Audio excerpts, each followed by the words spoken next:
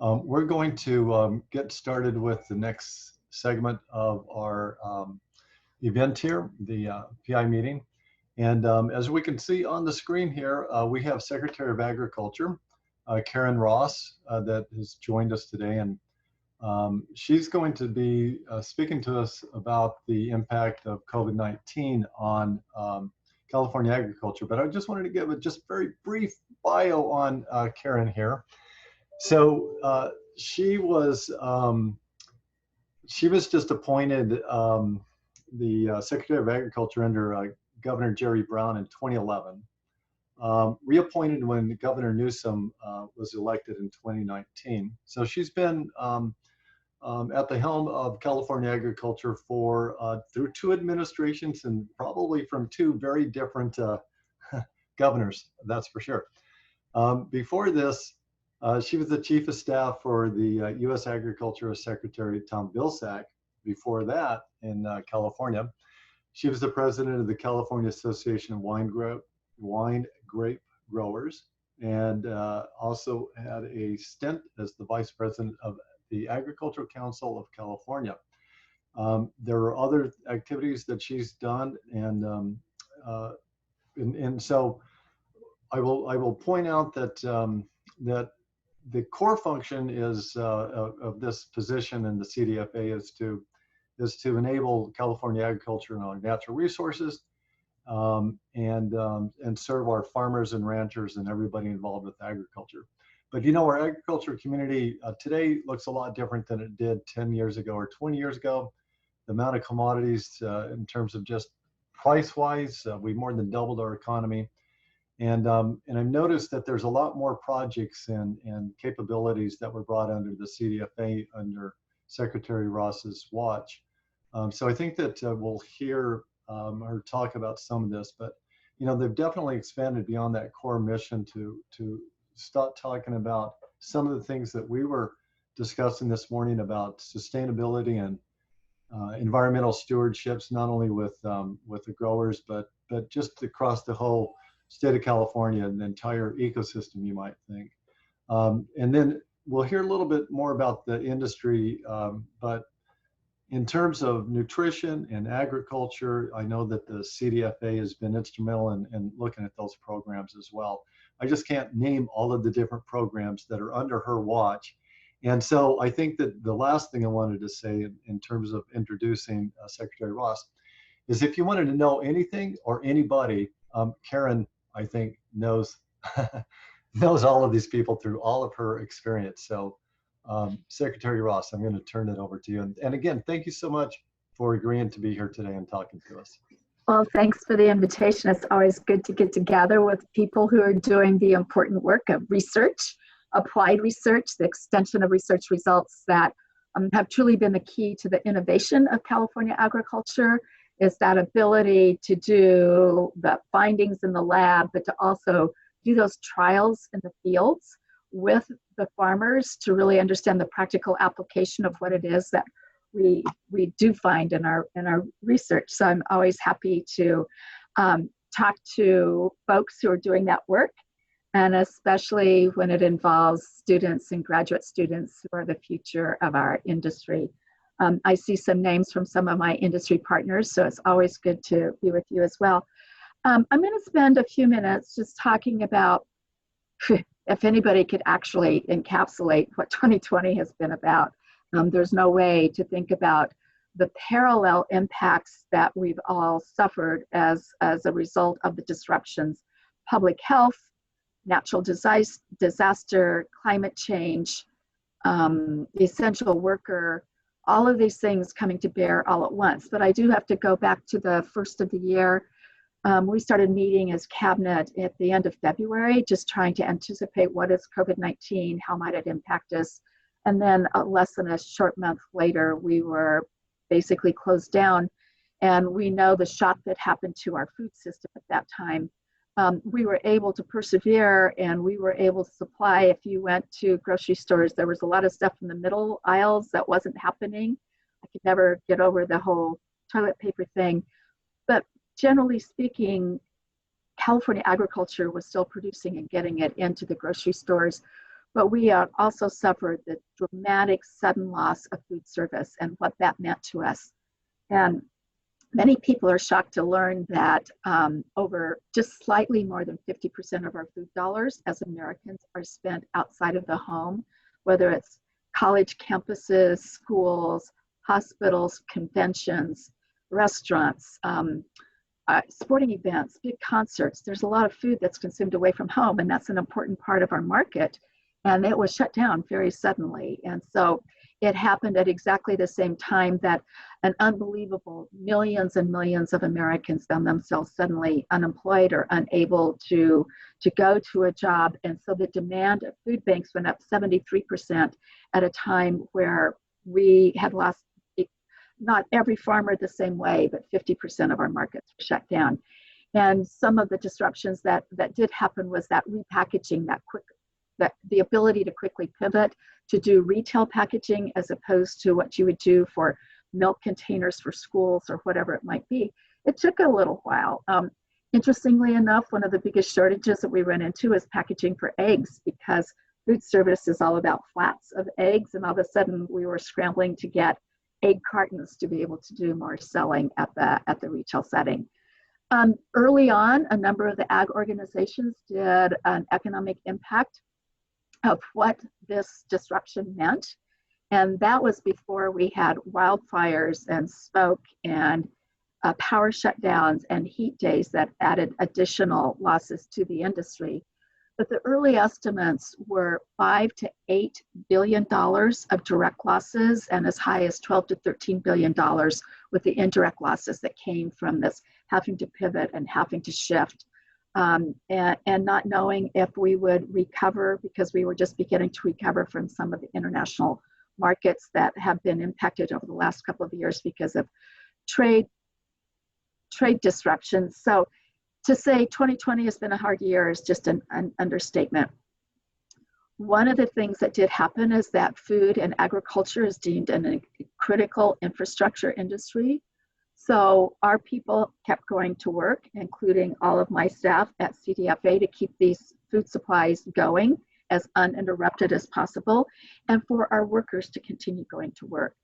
And that all worked fairly well, except that as we learn more and more about this disease, the importance of personal protective equipment, having the right kinds of spacing, all the things that we've learned as we've been going through this, and the additional costs and the implications for productivity that all of those changes brought to us.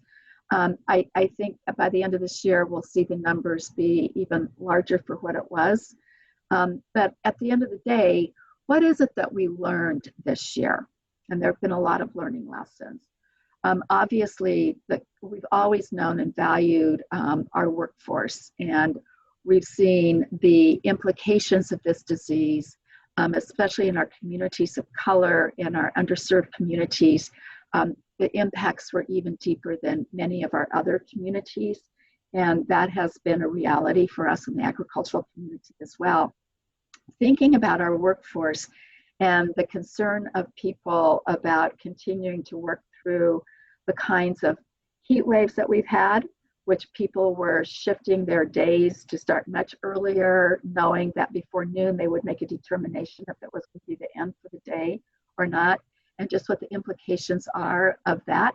And then having so many days of this heavy, heavy smoke from wildfires, what that meant just for health and safety issues, what it meant for photosynthesis of our plants, what it meant for ripening and early or late delayed harvest of tree nuts, lots of implications that most people don't connect all of those dots, and we're living through all of that. So the end of this year, we're going to learn a lot, and we know that there's been a call for building resilience in our local regional food systems. And I think when people talk about that, they really do want to see more local food systems the whole way through, which we've been working on for the last decade. But I think there's an increased call for how can we have more regional scale meat processing? How do we do some more regional, smaller scale value-added processing to build up resilience and a bit of redundancy. It's not to take away from the very successful, innovative, healthy production of food that we do here. I see it as additive of having that extra layer of more choices at the local regional scale, and really thinking through how do we do more sourcing locally, especially for large institutions like our healthcare systems and our schools. I'm going to touch on that program in a little bit. We have seen in the midst of all of this, some of the programs that are new to us be under additional pressure. One of those is the Food Safety Modernization Act.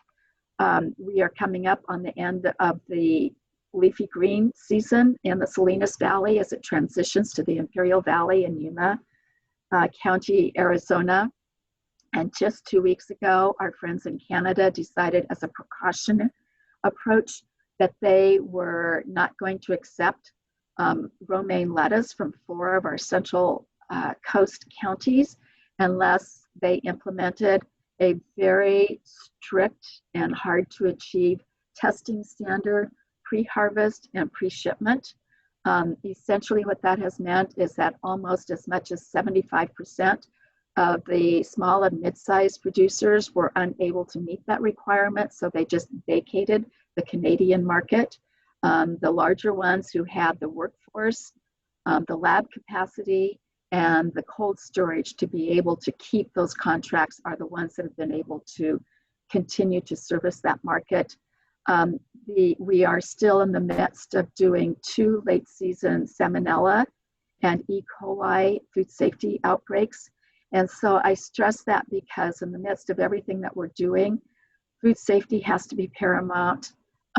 Having the last 3 years of back-to-back romaine outbreaks are really pushing us to the max of how do we accelerate research, how do we find the answers faster, how do we do quicker traceback, how do we do the equivalent of blockchain to be able to understand how we can prevent those types of outbreaks.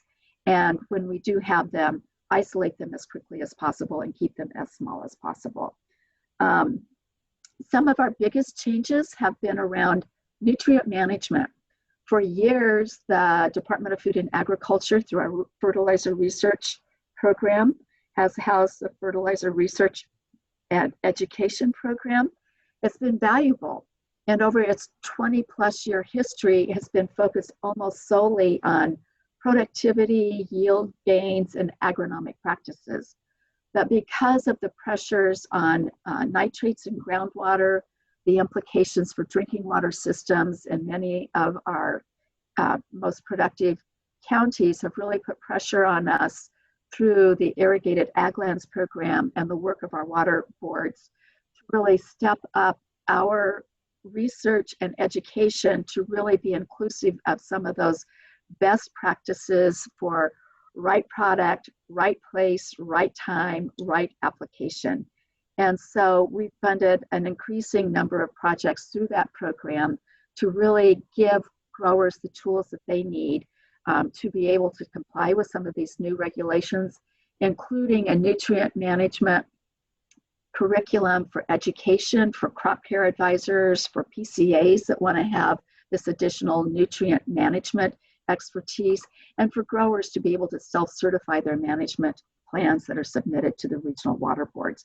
It's been a growth area for us and one that's critically important as we see more and more environmental pressures on our use of synthetic fertilizer, both with regard to air quality, climate change, as a short-lived climate pollutant, as well as to our groundwater resources.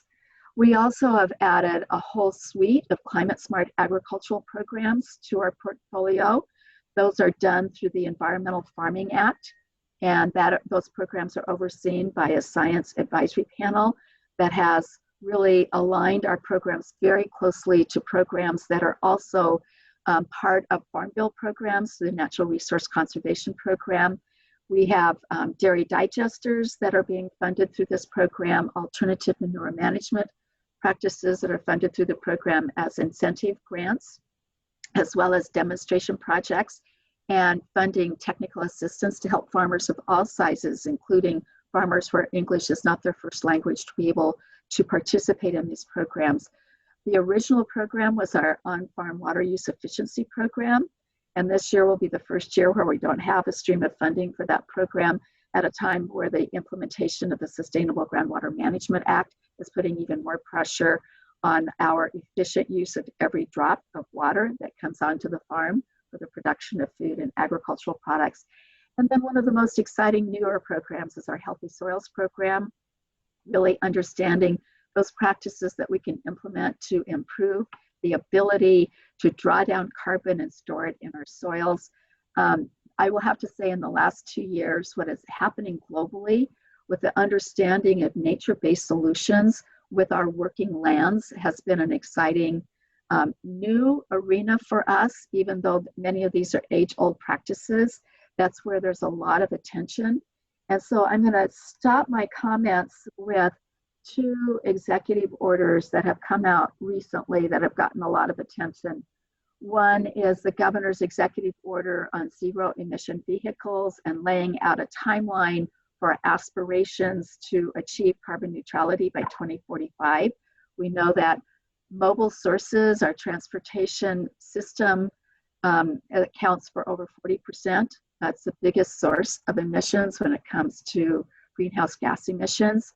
And so as much as vehicle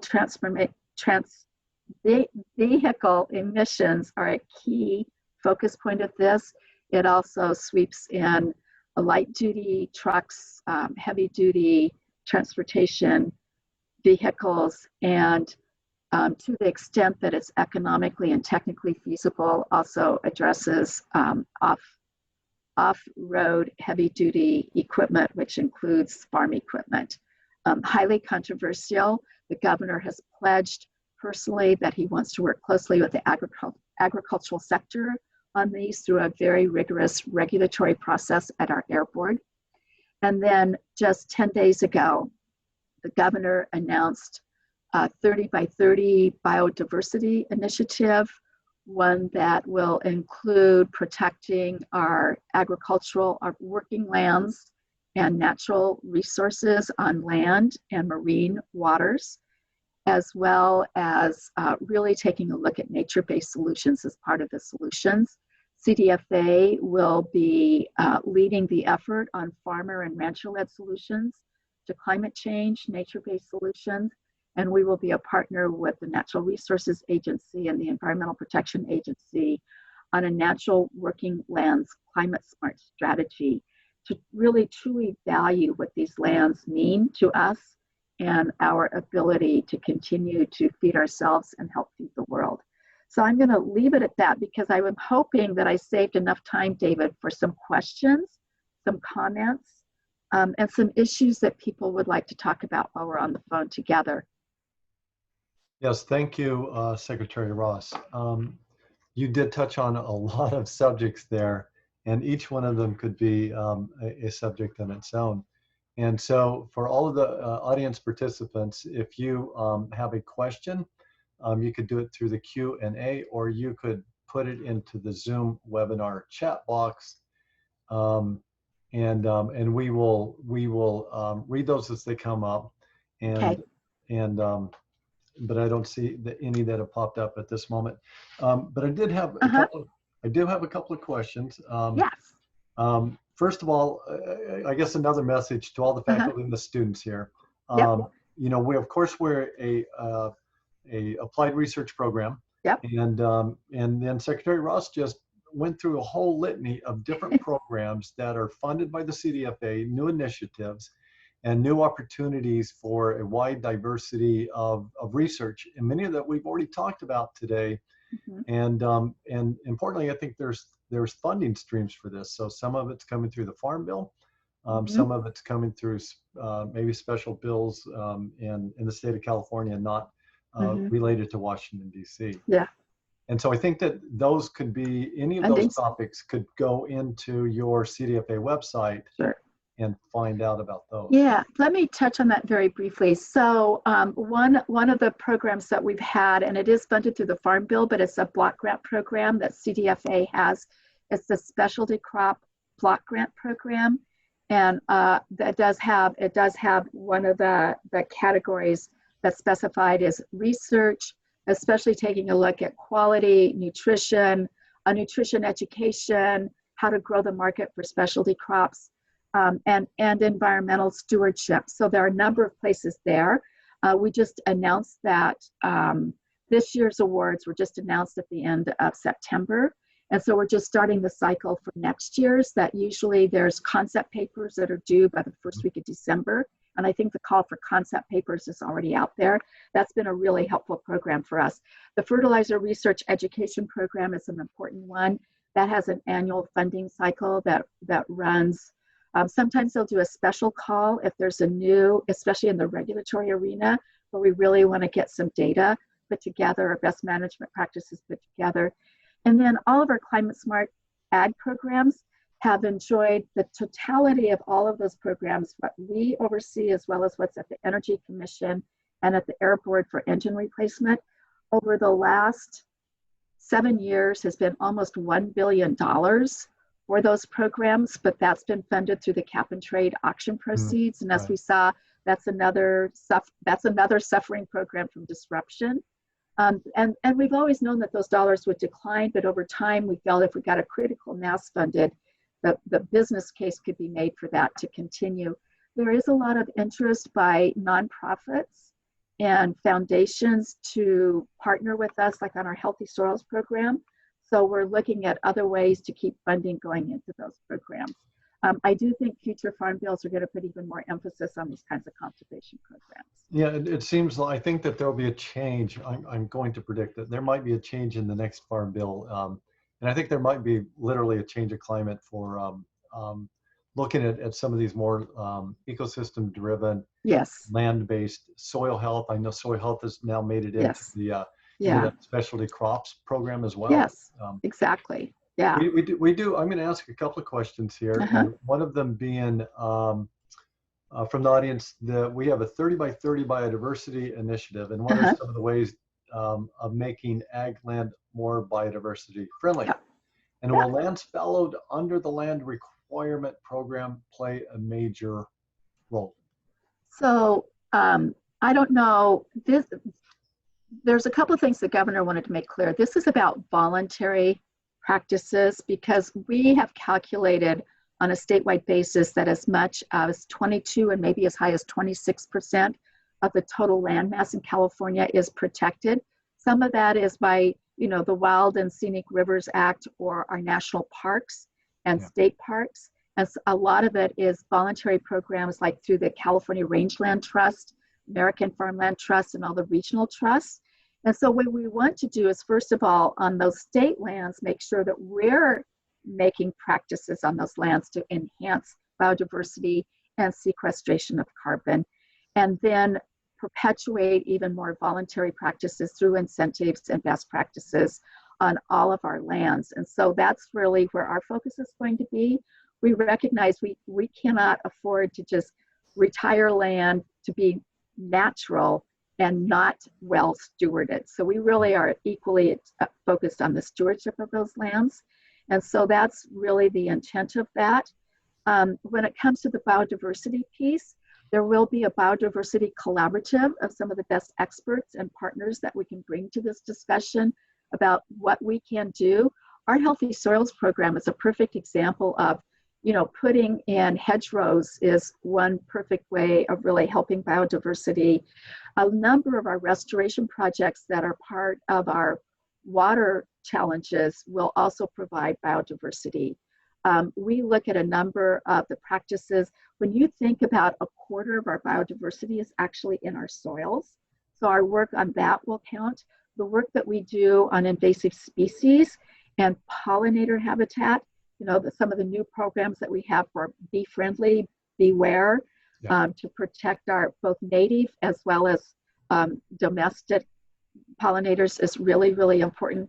And then we recognize that with the implementation of the Sustainable Groundwater Management Act, there may be, obviously I'm from agriculture. I feel like my goal is to minimize the total acreage that may need to be fallowed, and especially that may need to be fallowed permanently if we can do rotational fallowing or other kinds of things.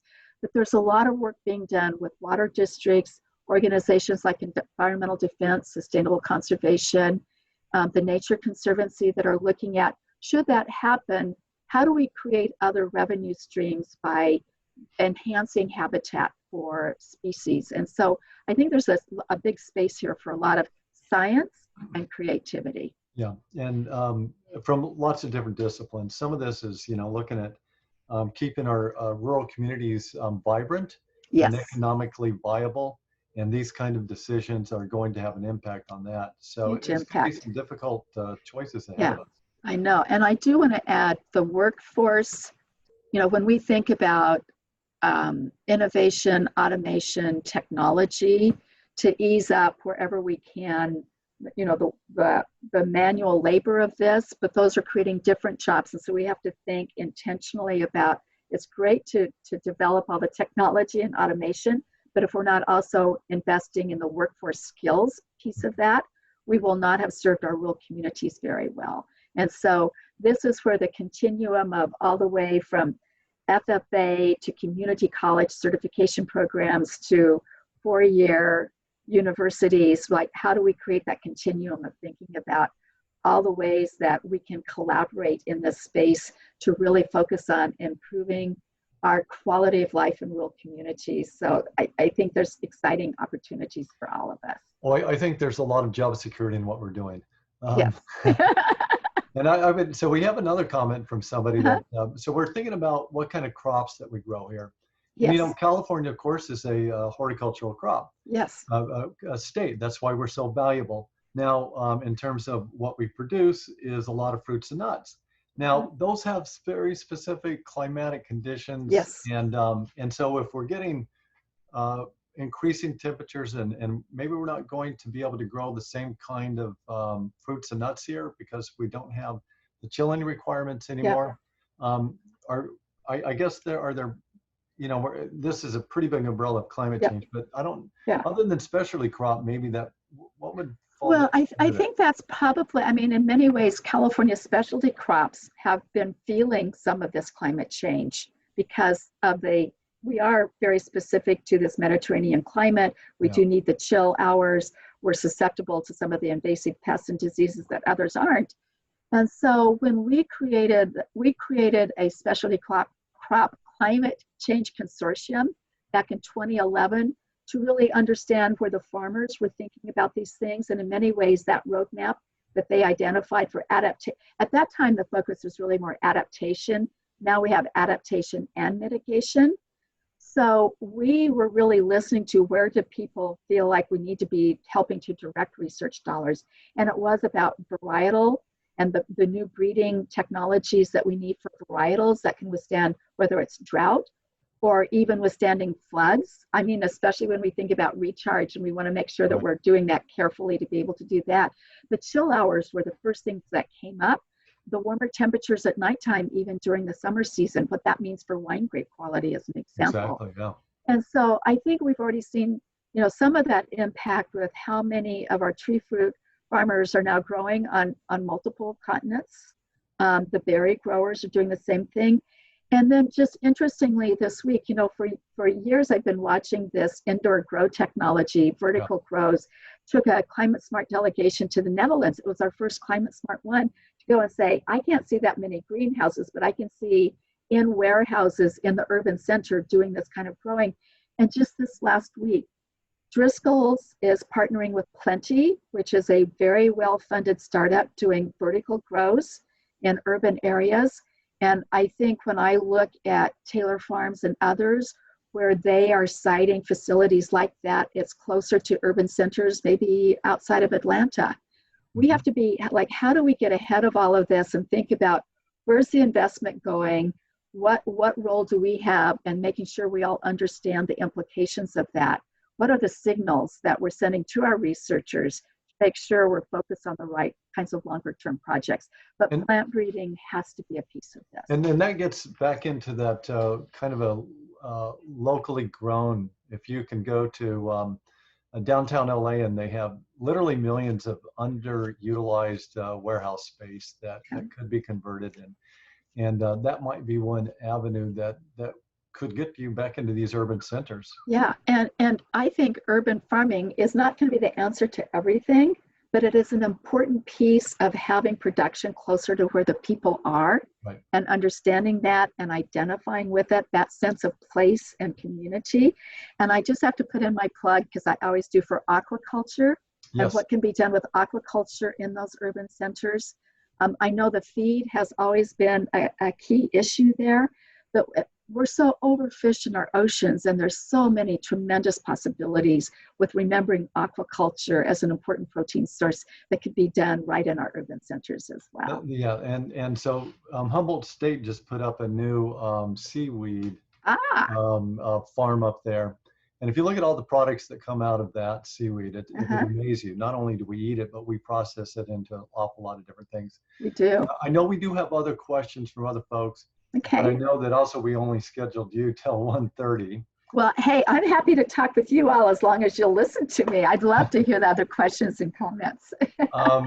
Yeah, we do have an industry panel. So why don't we go Okay. maybe just Okay, I'm getting the hook. I get it. no, next time we do this, we'll put you a little bit longer. I just didn't want to capitalize all of your time, because I know there's an awful lot of people pulling you in lots of different directions. So I really feel fortunate that we were able to get a little bit of your time this afternoon. Because like I said at the very beginning, you have a wealth of information. You know what is going on in the state. I don't know if anybody is better sourced than you. Thanks for saying that. Well, I have to put in a plug. We all can gain a lot when we work together to advocate for research and extension funding. It's absolutely critical. It's been the key ingredient to the success of California agriculture in particular. And when I look at the size and scale of California agriculture, just what we produce, from the smallest farms to the largest, from organic and biodynamic and regenerative to more conventional farming, to shipping it around the world and for local markets, we're like the living laboratory. We excel at this. And if we all work together, we should make it very clear how important continued public investment in agricultural research and in the extension of those research results will all win for a really vibrant rural community outlook, as well as the continued abundance of what we do to nourish people here and around the world. So thank you for the opportunity to be here. Thank you. And it does sound like, even though we had a pretty challenging 2020, you sound very optimistic. Well, I am. I've certainly had my days where really I just wanted to go curl up and cry all day because it just didn't seem like we could deal with anymore. But the fact is, we see the need now, and that when employment goes this high, we saw it in 08 and 09, there's usually at least a 2-year lag of people being able to get back fully. And just yesterday, I read the statistics. We right now have 7 to 11 million young children, mostly school-age children, who are not getting enough to eat, let alone the right kind of nourishment to achieve their potential. So what we do is essential to humanity and to the outcome for the future of this country. So I believe in it. I admire our farmers and ranchers and everybody who makes up our system here. And I know that working together, we can make great progress. Okay. Again, thank you so much. Those are fantastic words. And again, appreciate your time this afternoon. Yep. We'll see you. Hopefully we'll see you in person soon. Yeah, we're hoping, as I've said earlier, we're hoping for rain and vaccines. Yes. Oh, yes. Yeah. Second year, like last year, I don't need. Neither do you. Exactly right. Thanks. Okay. Thank you so much. Thanks.